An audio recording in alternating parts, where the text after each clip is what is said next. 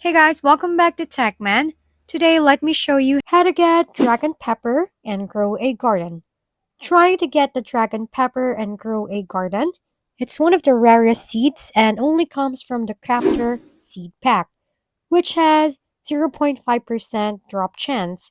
To craft one, you'll need 10 honey and a flower seed pack.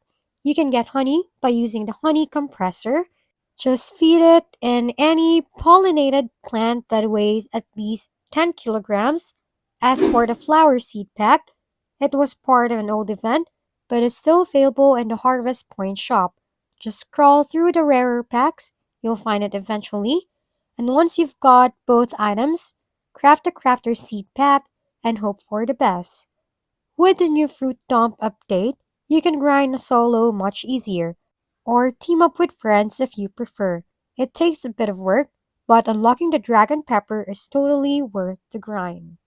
If we've been helpful, kindly give us a thumbs up, and don't forget to hit the subscribe and bell button for more contents. For any questions and suggestions, comment down below.